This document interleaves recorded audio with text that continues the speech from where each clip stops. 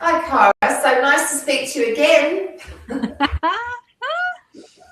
So let's just have a little brief introduction. Okay.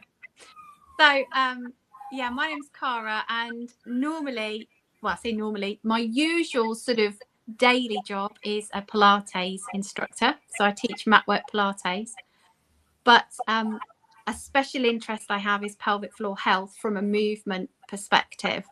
And so, as well as teaching day-to-day Pilates classes, I run sort of 12-week pelvic floor health programs a couple of times a year, just to try and empower women about all things pelvic floor health, to make sure that they sort of know how to look after the pelvic floor, know what to do or where they can seek help if things start to go a little bit wrong, and actually bring some sort of holistic habits and movement into their daily lives to try and keep their pelvic floor as healthy as possible.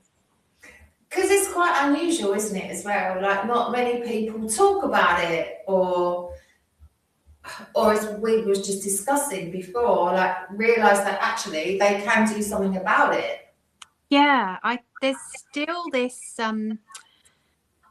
there is still this sort of stigma, isn't there, that if you get to a certain age, and especially sort of, so my clients tend to be slightly older. I know, Jill, that you sort of gravitate towards slightly more mature women. So, you know, there seems to be this, if you're post childbirth, if you're perimenopausal, postmenopausal, pretty much leaking's normal.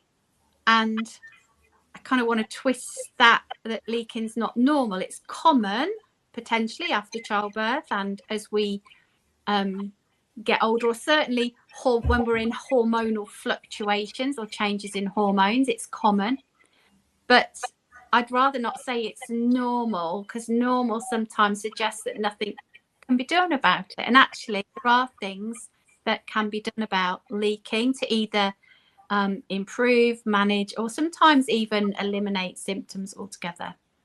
And I don't think I know that, as you're saying, you know, we both sort of gravitate towards that age group, but there is actually a lot of younger women that have like had children, say babies, that are still going through that, and it's almost like it's a normal occurrence, and it's not. No, again, you know, any women and men to an extent, but I know we're focusing on women, but women at any age can, like I say, whether it's sort of hormonal based, if you think about you know, for a woman, if you're having a period, then during your cycle you've got things like fluctuation in hormones. So even within a cycle of a relatively young person, a younger adult, you know, they could still experience elements of pelvic floor health dysfunction during that menstrual cycle. If individuals have things like endometriosis or adenomyosis, these kind of issues, then, you know, they can still experience also pelvic floor dysfunction, can sometimes be a part of that as well. So it doesn't just have to be women post childbirth or post menopause. It can be any age. But we're not taught about pelvic floor health ever. You know, it's not talked about in school. It's not talked about as you get older. You know, the first time pelvic floor health was ever mentioned to me was after having a baby, where the midwife just said, "Oh, you are doing your pelvic floor exercises, aren't you?" But that was it. That she didn't actually explain what they were. I remember him saying that to me, actually. I can remember him saying to me about that, and me thinking, what? What is that? You know, and to be fair, at the time, to be honest, when you've just had a baby, I couldn't have given a monkeys about pelvic floor exercises. You know, it would have been better to have known about that in the run-up to having a baby, or even earlier in age, you know. But I think what's a shame is that the way menopause has blown up, and how it's like, oh, you know, you've got to be talking about it, and it's got to be out there. this is still a little bit underground, isn't it? Yeah, I mean, I suppose if you talk anybody, isn't it? It's the case with anything, male, female. If you're talking about bodily fluids escaping from intimate places, people, nobody wants to discuss that. We don't use the common language. I mean, I know when I teach my courses, the fact that I use the words vagina, anus, but you can see sometimes people visually are like, exactly, it's that kind of response, isn't it? So we don't talk about it. And if women in particular have previously been dismissed, or they're under the impression that actually this is normal, then that leakage still was going to lead to embarrassment or feeling. If you don't feel right down there, you don't even have to be leaking. If something just doesn't feel right down there, we're just not comfortable, are we, with talking about our body? So what are the red flags? What are the things that maybe women shouldn't be ignoring? Well, I mean, any kinds of leakage generally, I would say we shouldn't be ignoring anyways. But obviously, there are other things that's really important for women to get checked out, because it could be like a red flag, which doesn't necessarily have to be serious, but actually it could be something more serious. So things like the usual sudden unexplained weight loss, that's really important. That's a red flag. Pain with urinating. So if there's pain when you're urinating, that should be checked out. If there's blood in your urine or in your poo, that needs checking out. If your bowel habits change and there's no reason, that's a red flag. If you go for a wee and you feel like you're never fully emptying your bladder, that's something to get checked out. If you experience any kind of abdominal bloating, what else have we got? If you have sort of low back pain that doesn't go away, because obviously normally with low back pain, it's the sort of thing you have an episode and it eases and it goes. If it doesn't go away, you need to get that checked out. If you've got sort of around the sacrum, which is sort of the back of the pelvis, if you get pain around there that doesn't go away, that needs checking out. If you're still having menstrual cycles but you're bleeding in between your normal period, you should get that checked out. Or if you experience bleeding sort of post menopause, when you've not had any periods for over a year, then that's something that you need to get checked out as well. So they're the kind of things that you should just go and see your GP and make sure it's nothing more serious. I suppose maybe because people may not feel they're major issues, you may not feel they're important. Yeah. You know what I mean? You might think, oh, that's all right, like, I won't bother, or... So we're not very good, are we? We're not very good at saying, actually, I should just go get this checked out. Because probably 9 times out of 10, it's okay, it's fine. But it's better to be safe than sorry. Yeah, definitely. And symptoms like leaking and discomfort should be taken seriously, shouldn't they? Yeah, definitely. I think, I mean, even if say you've never had any leakage, so ignoring the sort of red flags we've just talked about, but even if you've never had any leakage before, I mean, I always say to clients and stuff, say for example, you've got say you haven't been able to go to the toilet, you've been out and you need a wee and you haven't had any leakage before and you're desperate for a wee and you've had drink, and something happens and you leak a bit. Well, to some extent, that first time, if you've got a full bladder and you were desperate for a wee, you can kind of say, well, I was desperate for a wee. But if you're suddenly experiencing leakage when you cough, lasp or sneeze or pick something up, or, you get that intuition, don't you, where you're suddenly, that doesn't normally happen. Yeah. So if you get in that situation, then actually it's always worth getting that checked out with your GP in the first instance, just to make sure there's no hormonal issues and there's no like urinary infection or anything like that. And then if that is the start of perhaps just a little bit of dysfunction creeping in, then you can either go through your GP to go and see a women's health physio, or perhaps book in to see a women's health physio and see what's actually going on.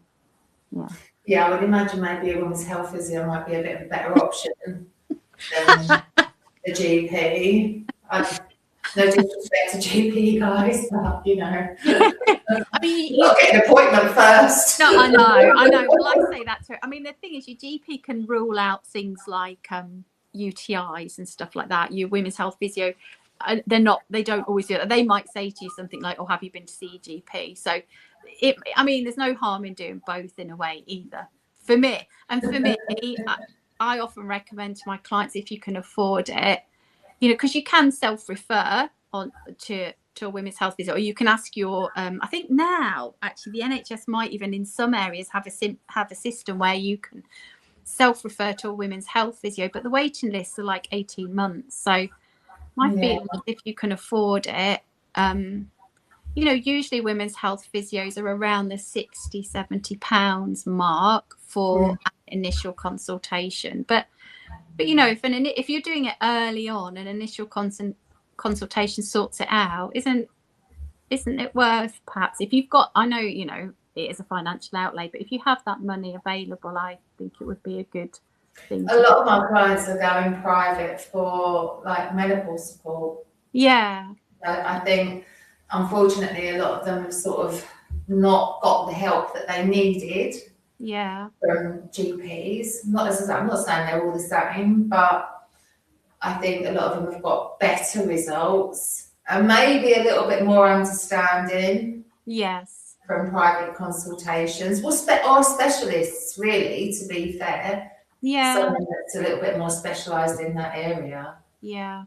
I think it's the same as always, isn't it, as well, that things like leakage, similar to menopause, it's not considered a life-threatening disease or issue, so it gets put down the list of priorities, isn't it? But important to you, like if absolutely, either menopausal issues or pelvic floor issues can be debilitating. They can actually socially ruin someone's life. Yeah, definitely. Of course, it's a priority, but it's just within the health system, it's not always seen as a priority because it's not immediately life-threatening. Yeah. And how do you feel about strength training, supporting the pelvic health? Obviously, when you are coaching strength training to women and women of a certain age, there are usually questionnaires that you would get someone to fill in, because again, they may not feel completely comfortable saying certain things. Yeah. And then so you need to be cautious around that. But do you feel it's something that helps? I don't know if strength training in the form of say lifting weights specifically helps with pelvic floor health. I think, you know, strength training is an important part of sort of aging. I think that's very true, although that's not my speciality. I think the thing is, if, say for example, if you haven't got pelvic floor issues, definitely do strength training if you can. If, say, you started strength training and you developed pelvic floor issues, it's what you've got to think about.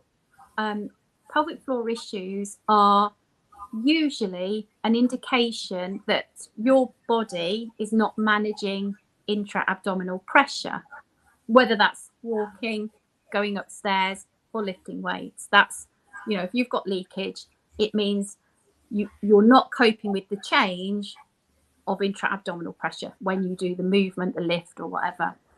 So the first thing I would say is, really, if you're going to lift weights, I think it's best if you see someone that is an expert in lifting weights, because to start with, they should be helping you to coach through the technique of lifting weights to make sure you're using the right muscles to lift the weights, and they should be coaching you on how to breathe to be kind of managing that intra-abdominal pressure. So I think that's really important. So if if you're sort of lifting weights well and you're managing the intra-abdominal pressure and you don't have leakage anyways, then probably I think everything's going to be great because you're managing that additional pressure. If you have leakage, I think in an ideal scenario, you would probably try and see if you could resolve that as much as possible. So it might mean that you pause lifting just while you're trying to do that, because as we said, as you and I have said sort of previously, if you had a broken arm or something, you wouldn't go and lift weights before you'd got a cast on it or had physio. You'd say, well, hang on a minute, I can't lift weights at the minute because I just need to sort my arm out. And it's kind of the same thing. If you develop a pelvic floor problem, if you develop dysfunction, I would sort of say probably perhaps suspend, or if it helped to lift lighter, for example, while you're trying to sort out what is the root cause of that problem. So is it that your pelvic floor muscles are too weak? Because it might be. Yeah. Is it that actually the pelvic floor muscles are too tight, and therefore when you put extra strain with a lift, maybe they just can't hold anymore, so they kind of let go and you leak? Or is it that actually they're not firing at the right time? So if you can kind of understand why you're leaking and sort that out, then once you've kind of sorted that out, you should be able to go back to lifting. Yeah, of course. And I mean, and like obviously the question is, you know, should women be cautious? Well, yeah, women should be cautious of anything that, you know, any load that they're attempting to lift. And I think as long as you've got a good coach, that helps you to build the foundations to be able to do the lifting, then all will be good.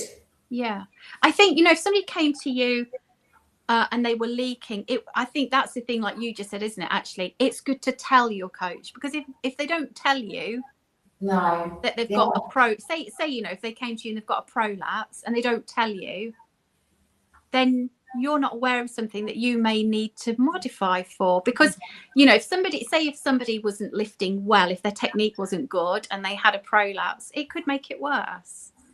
So it's really important, isn't it, to tell. Really, because, and that's one of the reasons why I know, like, I feel super old school, but, you know, and online coaching is obviously such a great asset to the fitness world, but I'm so cautious of giving people programs to do on their own, just without, because of probably of the age group of the people that I coach, it just doesn't sit comfortably with me to just give them something and go, well, there you go. Just go off and do your squats and your deadlifts and your this and your that's. I find that really hard to deal with. I just want to see people, as you say, like move. And from your perspective, that's not just going to be because of pelvic floor health. It could be because they're actually using their lower back to lift instead of the muscles. It's whatever, isn't it? It's, at the end of the day, pelvic floor muscles are a set of muscles linked with connective tissue. You know, everything's connected. So in the same way that you would want to make sure someone's technique is right to protect their back, it's that same principle, isn't it? You want the technique to be good to give them the best chance of not injuring themselves or not affecting the muscular system while they're lifting. Yeah, definitely. So what are the biggest mistakes that women can make when they're trying to maybe exercise with pelvic floor issues, would you say? I think one thing would be, I'm trying to think which. I've got three things, and I'm trying to think which I'm just going to say them. I don't know which order I'd put them in. I think holding your breath. I think not breathing. I think I do see this in Pilates, and I'm sure you probably see it in lifting. That's every day. I do something and I go, and I'm like, breathe. You can breathe. Because your core and pelvic floor is all part of the core system. So you've got like your diaphragm, you've got the muscles that wrap around you, and you've got your pelvic floor. It's all part of the core, muscles in the back. they're all designed, it's all designed to work with the breath. So if you sort of hold your breath and you've sort of stiffened muscles, whilst that sort of stiffening of muscles can be supportive for the core, actually with things like your pelvic floor, it doesn't help. If you want to breathe, for me, I always coach breathe out on effort.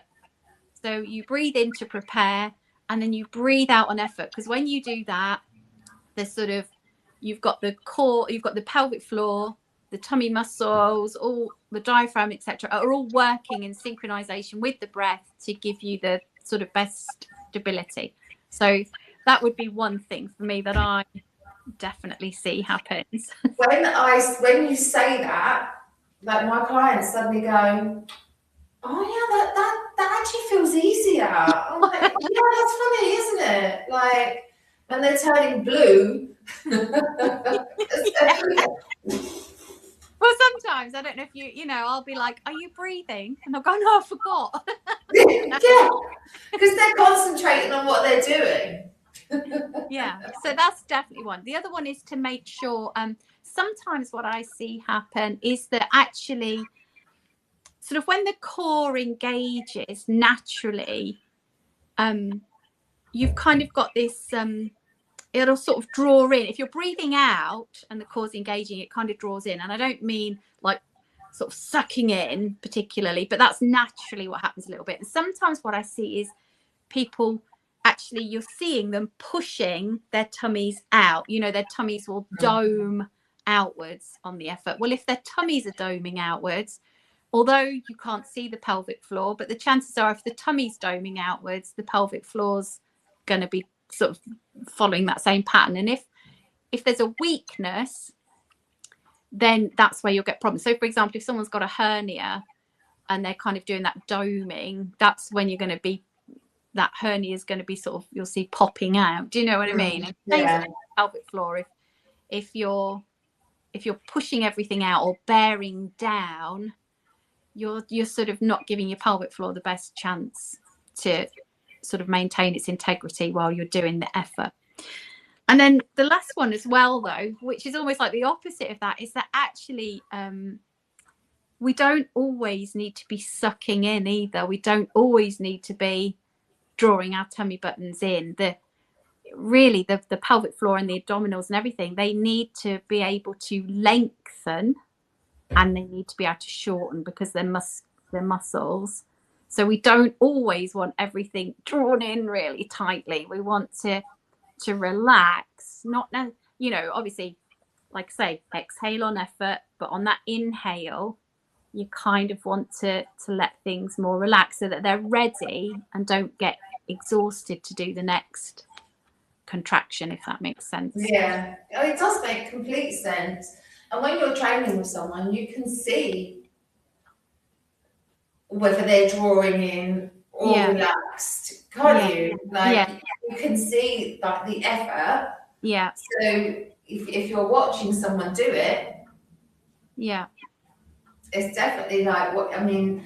But then that is kind of the one-to-one coaching. That's what's good. That, you know, that's, I think, what makes it different, isn't it? Yeah. Than someone just being left to sort of free run on their own. Yeah.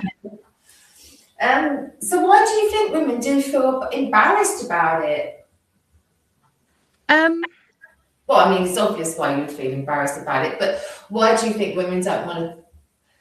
Well, it's a bit of a double-edged sword, actually, isn't it? Because the question is like, how do we normalize it?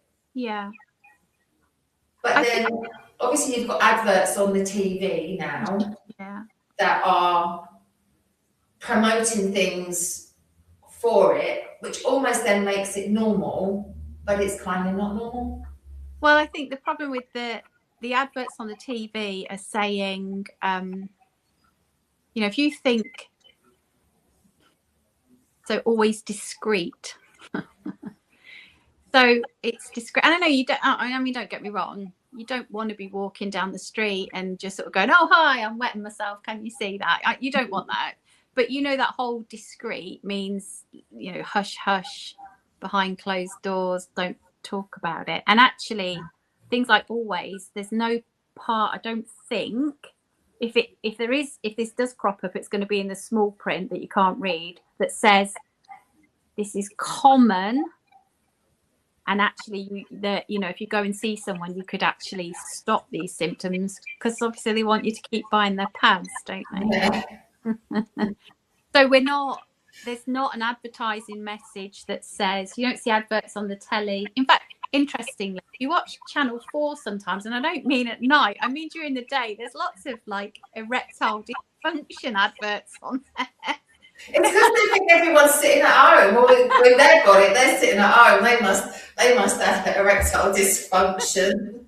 But I don't watching TV. I don't see any adverts on there saying if you've got pelvic floor dysfunction, phone, go and see your GP or go and see a women's health physio. Yeah, there's no message to say that actually you can fix it. The message is more like, well, this is discreet. Yeah. Deal with it, but why don't you deal with it this way? Yeah, just rather than do anything about it. Put a sticking plaster over it. Just use a pad, because great, pads don't get me wrong, pads have a place. They have a place, but they don't want you to actually get fixed, do they? Because otherwise you might not buy the pads anymore. You'd do them out of business, wouldn't you? So we don't talk. I don't think we talk about it enough. I think it's conversations like these that help just keep the message out there. Obviously, like I say, it's not easy to discuss it, but I'm, if I'm in conversation with anyone, I'll be really, I don't care about being gobby, like I say, about using the the words to describe what's going on. It don't bother me. Yeah, well, the next question was, what women putting up with, but that they don't have to put up with. Yeah, well, this is definitely one of them, isn't it? This is the issue, that they're just putting up with this because, and I think as well, you only need to go, if it's something like pelvic floor problems, if you're leaking and you go and see a doctor and they dismiss you, you're very vulnerable when you go and see a healthcare professional, aren't you? You're really vulnerable. So if you're not met with a sympathetic ear, you're unlikely to try again. Yeah, I mean, it could be like, well, you've had children, or funny enough, I had a client yesterday. This hasn't really got anything to do with pelvic floor, and we were saying how when you get to a certain age, every time you go to the doctors, it's, well, you are of that age. Do you know what I mean? So, and I can't even remember what it was she went for. It was something really irrelevant, but it was, oh, well, because you are of that age now. It's wear and tear. It's, it's this. Well, you are of that age. Well, like, so I do feel, that women of a certain age want to live like a life that's. I feel what I'm trying to say is we're aging better, surely. Yeah, we certainly should be, shouldn't we? Given all that we know now, Yeah. Healthcare wise and body wise and anatomy wise, we should be able to age better. Yeah, we shouldn't just be put out to pasture, should we? Just because we've like hit the 45 mark. Well, TikTok, hun. No, that's right, and I think I think if someone's going to the doctor, I don't know. If you could take a friend, even, sometimes you need somebody to stand up for you and advocate for you. And I think that's really hard to do when you're directly talking to a GP. And that's why I think it's really important that women know that there are other routes. If they're dismissed by their GP, I would sort of say, well, if they don't think there's a need to sort of check for any red flags, but yet they won't help you sort of talk about pelvic floor dysfunction, then I think it's time to go and seek help elsewhere, i.e., a women's health physio or whatever. Especially if it is affecting your quality of life. Absolutely, yeah. As I say, these are not things that you actually do need to put up with. No. If there's not an issue, if there's not a serious issue. Yeah, it's. So, yeah. All right, so what are the 3 habits that you would say, like habits to support pelvic health, what would they be? So for anyone listening. Okay. So I think number one, whether or not you've got pelvic floor issues, sort out your toileting. So by that, I mean, if you're someone who struggles, especially struggles to poo, if you get constipation a lot, you're already putting a lot of strain and pressure in that area. So, you know, and you could do all the pelvic floor exercises or whatever that you want, but if every time you try and go to the loo it's a real big thing, you need to sort that out. So I think that's really important. So whether that's change, you know, looking at the diet, looking at how you toilet, there's lots of sort of tips on that, but sort out your toileting. The second thing is sort of to learn and practice diaphragmatic breathing, so that when you're not sort of engaged in exercise mode and stuff like that, you learn to relax the pelvic floor and you learn to get the pelvic floor and the diaphragm working together. So they should both work together. And sometimes when women have had, like, you know, say you've had a traumatic birth, or or you've had any operations in that area or any other kind of trauma there, sometimes we can get really disconnected from the pelvic floor, and you want the two to work together as you breathe. So that active diaphragmatic breathing, it calms the nervous system, it helps them to work together. So that would be my second tip. And then my third tip is to just check for tension throughout the body. So that goes from your feet all the way up to your jaw, because a sort of philosophy that I have is that everything's connected. So if you're clenching your jaw, that will impact other parts of the body. Do that a lot. It might be your shoulders, it could be your back, it could be down into your hip, because everything's connected by things like fascia. So if you restrict one area, it will have a knock-on effect somewhere else. And sometimes it's more obvious in others. Things like your feet. If your feet are very immobile, if they're restricted, you're probably going to get issues in your knees or your hips that can cause issues in your pelvic floor. So you want to make sure you release tension and keep that kind of mobility throughout the body. The amount of knee issues that are resolved through decent trainers, is astounding. Like in the studio, when like clients are like, oh my knees, then it's it's my back, and I'm like, you know, let's have a look at your footwear then, shall we? And it's crazy how, as you say, everything is connected. Yeah. But I don't think people think like that, do they? No. I mean, and you know, again, sort of, if you used to go back to older style physios, and again, I've got nothing against physios, but it used to be, if you went to see a physio, say you said my hip hurts, they'd just look at your hip. The last time I went to see a physio about my hip, actually she did look at my hip, but she actually, first of all, she assessed me from head to toe to see what I looked like. Yeah, definitely. You know, and then she examined my hip as well. Do you know what I mean? So it's kind of, I think we used to be in this thing like, oh, your foot hurts, we'll look at your foot, or your hip hurts, we'll look at your hip. But actually, it doesn't work like that. It doesn't necessarily. That might not be where the issue actually is. So it's the same thing with your pelvic floor, that if you've got tension somewhere, I mean, it could be if you've got tension in your pelvic floor, you might find you've always got back pain. And if you sorted out the tension in your pelvic floor, you actually find you haven't got back pain anymore. Do you know what I mean? Everything is connected. So that would be my third thing. So firstly, sort your toileting habits out. Secondly, learn some diaphragmatic breathing techniques. And thirdly, release tension. If you had pelvic floor issues and those three things alone, because that might be enough to sort out the issues.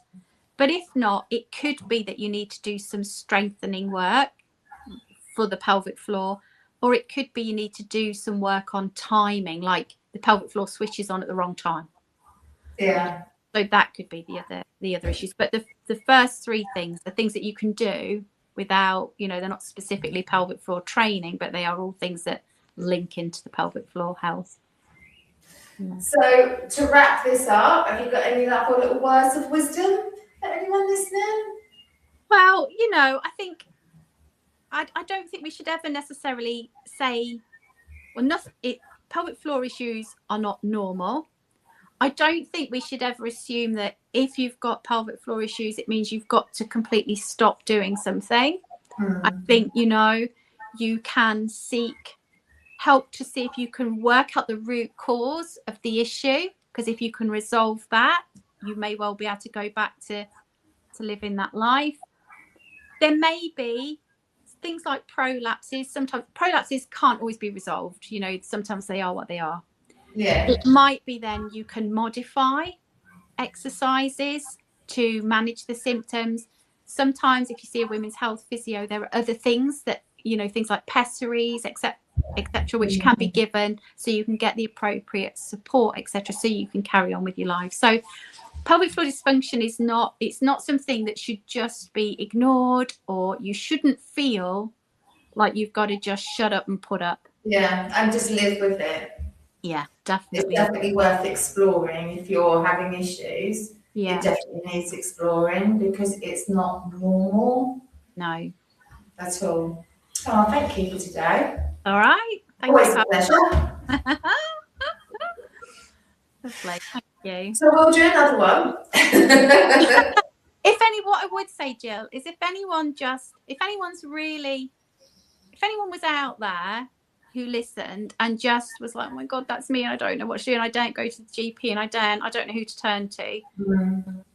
They can message me. I don't know when you send this out, if anything, you know, you can put my details. They can message me, because if nothing else, I'm happy to talk to somebody to try and give them the confidence to seek help. And it might be that I can find women's health physios that are in their area that can help them. Oh, that's amazing. Yeah, I'll definitely tag you in everything, don't worry. And on the YouTube, what I'll do is I'll put your link. Yeah. Yeah? Yeah, so anyone can always reach out, and if I can help sort of signpost them to the right place, or even just give them a bit of confidence to go and talk to their GP, then I'm happy to do that. That's brilliant. Thank you, Cara. Thank you very much. Speak again soon.